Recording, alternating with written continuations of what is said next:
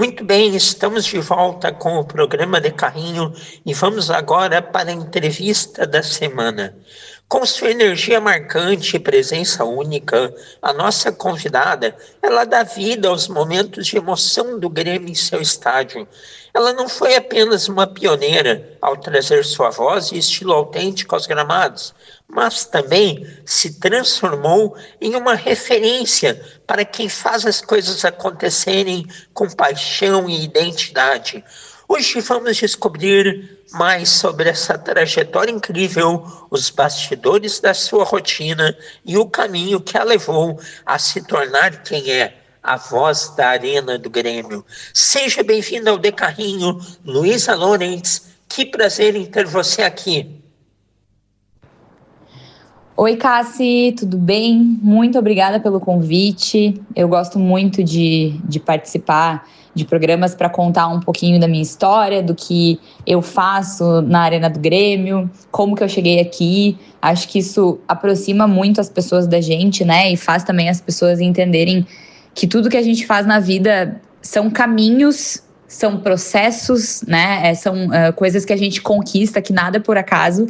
Então, eu estou muito feliz de poder contar um pouquinho da minha história hoje para vocês. Com certeza, são histórias aí de sucesso que o De Carrinho conta, que para que se alcance é necessário muito trabalho, como o trabalho aí que você teve, que você tem, desempenha. Então, Luísa, inicialmente te apresenta aos ouvintes que não te conhecem. Quem é a Luísa? Como os caminhos te levaram para a comunicação e qual foi a tua trajetória até chegar a ser a voz da Arena? E como que sucedeu? De uma forma bem resumida, vou tentar me apresentar. É difícil a gente pensar em sintetizar tudo que a gente já fez, né? Mas assim, eu sou jornalista, eu sou formada pela PUC do Rio Grande do Sul. E quando eu estava na faculdade, eu lembro que uma das primeiras certificações que eu tive profissionais foi a de radialista e locutor. Essa é uma formação que a gente faz à parte, né? É um curso que a gente faz e quando termina esse curso a gente tem uma certificação para atuar como radialista, apresentador ou produtor, né? Por que muitas pessoas, muitos estudantes acabam fazendo esse curso? Porque esse curso permite que na faculdade a gente não seja contratado como estagiário e possa ser contratado como produtor, radialista ou apresentador, né? Então, no meu caso, eu logo fiz essa certificação e eu sempre quis que a minha carreira fosse focada em alguma coisa que eu usasse a minha imagem. Então, por mais que eu gostasse muito de escrever também para revista, por exemplo, eu gostava mais de televisão e de rádio, porque eu sempre gostei muito de me expressar com a minha voz, com o meu rosto. Então, sempre os estágios que eu fiz na faculdade foram todos voltados para isso. Eu estagiei no Grupo RBS, no SBT, eu participei de um projeto também da Rádio Gaúcha, quando teve a transmissão da Copa das Confederações, que foi aqui no Brasil, né, no ano de 2013, 14, se eu não me engano. 2013 foi. Então, a minha trajetória toda foi voltada para isso. Quando eu me formei na faculdade, o meu primeiro emprego foi como repórter da TV da Câmara de Vereadores, aqui de Porto Alegre, onde eu fiquei por alguns anos. Depois eu saí, fui conhecer um pouco da produção audiovisual, trabalhei com isso, né, numa produtora. Depois eu trabalhei com marketing, fui para outra área, acabei começando a trabalhar como redatora, que é o que eu faço até hoje. E eu caí de paraquedas, né? Eu digo, nessa questão de me tornar locutora da Arena do Grêmio. Eu digo que é paraquedas porque foi muito inesperado, mas eu tenho muita bagagem para estar aqui hoje. Mas o que aconteceu foi que eu recebi a informação de que a Arena estava procurando uma voz feminina identificada com o Grêmio e eles pediram indicações para alguns profissionais de rádio e um grande amigo meu, que é o Daniel Escola, que trabalhou muitos anos na Rádio Gaúcha, indicou o meu nome. E assim, eles entraram em contato comigo, a gente conversou e me fizeram, né, a proposta, me explicaram sobre o trabalho, e eu fui, então, fazer o meu primeiro jogo, e estou desde lá, então, como voz da Arena. Isso já faz 2 anos, completados agora em setembro de 2025. Que maravilha que você é amiga do grande Daniel Scola, querido, talentoso, baita exemplo de superação. A gente entrevistou ele há algumas semanas aqui no De Carrinho. E olhem a dica que a Luísa deu, hein? Façam aí qualificações, se qualifiquem além da faculdade, para que vocês possam alçar voos maiores aí de forma mais acelerada do que os caminhos tradicionais que requerem estágios e tudo mais. Você que sonha em ser jornalista e que faz jornalismo, e temos muitos ouvintes nessa condição. E Luísa, como que surgiu o apelido A Voz da Arena do Grêmio? Foi algo que você escolheu ou que o público criou para você? E para quem nunca foi ao estádio, como que é o trabalho da Luísa como locutora da Arena? Conta um pouquinho aí do seu dia a dia. No meu perfil do Instagram eu tenho, né, escrito Luísa, a voz da Arena do Grêmio, e isso foi algo que eu quis muito fazer. Quando eu assumi essa posição de voz da Arena, o meu principal interesse, além de, claro, trabalhar com futebol, com esporte, que é algo que sempre foi muito presente na minha vida pessoal, quando eu assumi esse papel, eu entendi que ele poderia ser uma grande virada de chave para mim, para realmente eu realizar muitas coisas que eu sempre desejei. Eu sempre quis ser uma pessoa que tivesse assim, reconhecimento, que é uma pessoa, uma referência na comunicação. Eu sempre quis ser isso. Então eu imaginei que eu estar nos alto-falantes de um estádio, falando para 50 mil pessoas, poderia ser uma grande oportunidade. Então, eu mesma criei esse nome de Voz da Arena do Grêmio. Eu me auto-intitulei isso e comecei a usar isso no meu marketing pessoal mesmo, para fazer as pessoas terem mais curiosidade de me conhecer, né? E realmente dar um nome muito legal para esse papel, né? Que é o papel de locutora, na verdade, né? E como que é o trabalho que a gente desempenha é basicamente como se fosse um trabalho em rádio ou televisão, que o locutor do estádio, no caso eu, né, eu tenho ali alguns cronogramas de ações que envolvem o pré-jogo e o intervalo, né? Então, a gente tem uma série de entregas comerciais, a gente tem algumas ações que o clube faz, e isso tudo chega pra gente através de um roteiro, né? Então, tudo que eu falo lá no estádio é roteirizado. A gente tem tempos para falar essas coisas, né? A gente tem que cumprir com esses protocolos, porque são entregas obrigatórias, né? A instituição é paga para fazer essas entregas comerciais e também as outras entregas, né, de instituições. Por exemplo, às vezes a própria CBF, Conmebol, elas podem ter também ações e protocolos que a gente tem que cumprir. Então, tudo que a gente faz dentro de um jogo é roteirizado e é autorizado. É muito importante falar isso porque as pessoas não conhecem, mas muitas vezes uma fala fora de contexto, uma música tocada em algum momento inoportuno, isso tudo vai muitas vezes contra as regras daquele jogo, daquela federação, e isso pode implicar em punições para o clube. Então é muito importante que a gente siga esse roteiro, esses protocolos, porque senão o clube é penalizado. Com certeza. É muito bacana e importante o trabalho que você desempenha, além de dar aquele esquenta todo especial para o pré-jogo aí do Grêmio lá na Arena, também os intervalos com as ações que você faz, com certeza dão um charme para o estádio gremista. E Luísa, você é jornalista e redatora também. Como que essas habilidades contribuem para o seu trabalho como locutora? Eu tenho certeza que a minha formação como jornalista é fundamental para que eu exerça esse papel hoje. E eu quero muito defender aqui a formação dos profissionais, porque eu estudei para isso.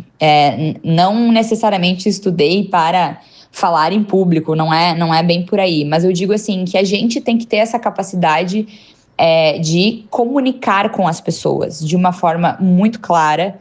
E eu aprendi isso porque eu sou formada em comunicação. Então, eu acho que é muito importante a gente deixar isso claro, que não é um trabalho para qualquer pessoa fazer. Pode parecer muito simples, mas não é simples, exige muito estudo, preparo, exige lidar com as emoções que a gente tem, que isso também é algo que a faculdade, as experiências de quem é jornalista ou comunicador, a vida prepara a gente, né? E outras pessoas que não têm essa vivência, com certeza, não são preparadas para isso.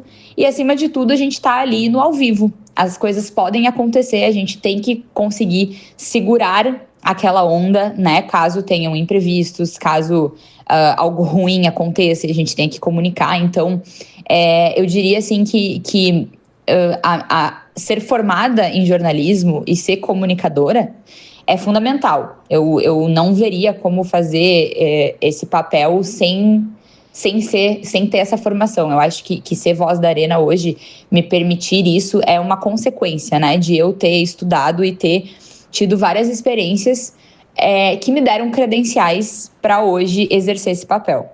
Você toca em um ponto muito importante e em épocas aí onde o que mais a gente tem acompanhado é o trabalho de influenciadores, muitos deles bons, ótimos, porém sem a academia, sem o famoso diploma, que em algumas profissões pode parecer que está em desuso, porém, na qualificação do profissional ainda faz muito a diferença. Concordo inteiramente contigo, Luísa. E, Luísa, você foi a primeira mulher, então, a exercer esse papel de locutora na Arena. Como que foi essa experiência de quebra de barreiras? E qual o jogo mais emocionante que você viveu e sentiu estando aí trabalhando? Uma das coisas mais legais disso tudo que eu tô vivendo hoje é justamente ser a primeira mulher que desempenhou esse papel na Arena. E hoje eu vejo o quanto, talvez eu não tinha noção quando eu assumi, eu talvez não tivesse noção do quanto isso ia ser transformador. Eu inicialmente, há poucos meses, eu comecei a fazer alguns conteúdos no meu Instagram, onde eu falo um pouco sobre outras mulheres pioneiras, e eu comecei a me dar por conta de que faz pouquíssimo tempo que as mulheres fizeram coisas pela primeira vez. Então, assim, às vezes, né, exemplos de conteúdos que eu já criei, há poucos anos atrás a gente não via as mulheres em alguns papéis que elas desempenham hoje. E, no caso da Arena, isso também acontece, né? Até 2023 a gente não tinha uma mulher nesse papel. Então, eu tenho plena certeza de que talvez eu não tenha muito a noção hoje do meu impacto, mas eu tenho certeza que eu vou olhar para trás e outras pessoas vão olhar para trás e vão saber o quanto esse espaço das mulheres evoluiu, porque eu estive lá também abrindo essa porta. Eu recebo muitos comentários de pais, mães também, me contando que começaram a gostar mais de ir no estádio, que as filhas se identificam, antes elas não se identificavam. Então, é muito simbólico porque a gente ressignifica, né? A gente dá um novo significado mesmo para esse papel de as mulheres irem no estádio. E isso muda quando a gente enxerga outras mulheres nesse lugar. Então, eu tenho uma aceitação muito legal. Obviamente que eu tenho os meus desafios pessoais, muitas vezes, que geralmente envolvem homens, né? Mas, no geral, a minha aceitação é muito boa. Eu percebo que quando as pessoas me conhecem, elas gostam muito de me acompanhar no Instagram, gostam muito do que eu faço, né? Não só pelo meu trabalho, mas pela pessoa que eu sou. Então, eu considero que, apesar de todos os desafios, eu tenho uma receptividade muito boa do público e espero que continue assim e que venham muitos anos pela frente ou outros espaços para eu conquistar, né, com a minha voz e com a minha imagem. E vai conquistar, sem dúvida nenhuma. porque o que você fez em termos aí de ser a primeira locutora da Arena e o que tantas mulheres fazem aí, sendo precursoras nas mais variadas atividades, é abrir caminhos, portas que toda a coletividade vai aproveitar depois. É preciso alguém dar o primeiro passo, ou ir em busca de algo, ser a primeira pessoa que vai em busca, ou ser o primeiro que dá a oportunidade, porque depois tudo acontece de forma mais fluida, clara, e você está arrasando. Pode ter certeza disso. Estamos aqui conversando com a Luísa Lorentz, a voz da Arena do Grêmio. E Luísa, como que você consegue conciliar a sua presença online, compartilhando bastidores e a sua vida pessoal, com a responsabilidade de ser a voz oficial de um clube tão grande? E quando tu coloca a cabeça no travesseiro, pensa, consegue imaginar sobre o quanto é incrível estar envolvida profissionalmente com o clube que ama? Olha, conciliar tudo que eu faço na minha vida é algo muito desafiador para mim. Eu sempre fui uma pessoa acostumada a fazer várias coisas desde criança. Os meus pais me colocavam em várias atividades assim extra escola. Então, sempre foi muito normal para mim eu ter atividades em vários turnos, né? Desde a faculdade também eu acabei trabalhando desde cedo. Então, isso sempre foi normal. Mas hoje eu sou uma pessoa adulta, né? Que eu tenho um trabalho, dois trabalhos, na verdade, e eu ainda produzo conteúdo, porque eu gostaria muito, né, que essa atuação como voz da Arena e os conteúdos que eu crio me levassem a ser autônoma, que eu pudesse, então, viver da minha imagem, viver de apresentar eventos, por exemplo, ou apresentar programas, podcasts para marcas, né? Então, é por isso que eu continuo conciliando tudo e sobre como é me sentir, assim, trabalhando com o time do coração, isso foi algo que desde pequena, desde que eu comecei a estudar jornalismo, eu tinha essa vontade de seguir para o jornalismo esportivo e em algum momento, naquela época, né, uns 10, 12 anos atrás, não era muito comum a gente ver jornalistas identificados com os clubes, né? Então, eu em um determinado momento, me dei por conta que ser torcedora era muito importante para mim, era uma coisa muito fundamental na minha vida, ter o meu momento de ir pro estádio, extravasar. Então, eu decidi que eu ia continuar sendo torcedora, e por isso eu não insisti tanto no jornalismo esportivo. E aí, muitos anos depois, acabou essa grande coincidência da vida, acho que nada é coincidência, na verdade, mas algo que eu nunca imaginava, que foi justamente eu poder trabalhar com o Grêmio. Então, eu ainda tenho hoje mais desejo de ser mais vinculada ao clube, porque hoje eu sou vinculada à Arena, né? Mas eu gostaria muito de ser uma pessoa, talvez que trabalhasse para o Grêmio, ou que, enfim, fosse setorista do Grêmio para algum canal, coisas do tipo, né? Então, vamos ver para onde que os próximos caminhos me levam. Em relação a você trabalhar para o Grêmio, eu acho que já tem meio caminho andado, Luísa, porque a Arena agora com a gestão sendo do Marcelo e, consequentemente, do Grêmio, a partir do ano que vem, de certa forma, todo mundo que trabalha para a Arena passa a trabalhar também para o Grêmio. E com o talento que você tem, com essa voz, com essa capacidade de se comunicar, também te sigo nas redes sociais, tenho certeza. Ali na frente, logo, logo, você vai estar com muito mais funções dentro do futebol, dentro do Grêmio, ou falando de Grêmio, e vai conseguir se dedicar de forma exclusiva, não tenho dúvida. Então, por falar em Grêmio, deixe agora eu explorar a torcedora Luísa. Fora do trabalho, você é uma gremista mais do alento ou corneteira? E o que dizer do momento atual do Grêmio? Está confiante para o futuro? Sabe que quando os jogos do Grêmio não são na arena e eu posto que eu tô assistindo em casa, as pessoas me perguntam se eu não costumo ir assistir em bar, ou com amigos, e eu costumo assistir muito sozinha, né? Ou com os meus pais, quando os meus pais estão aqui na minha casa.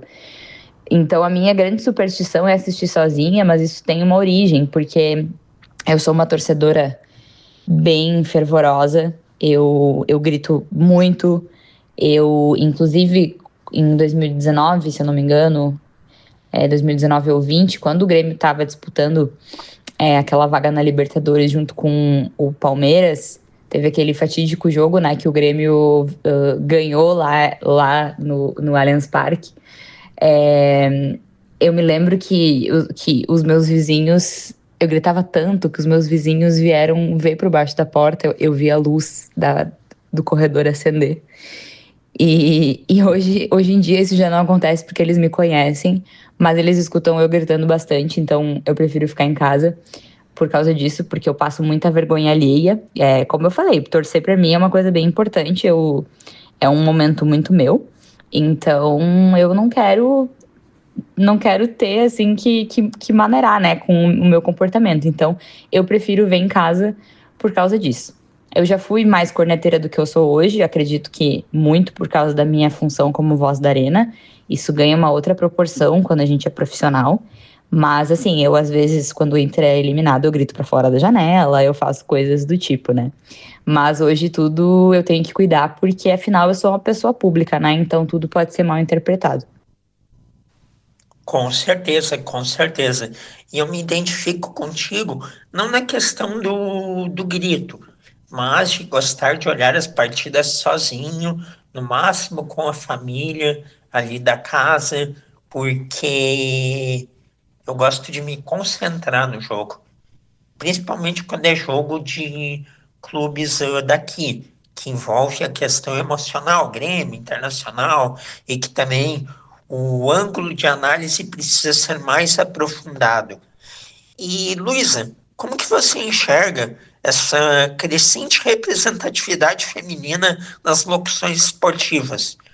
Tanto sua, como aí de locutoras em rádios, televisões.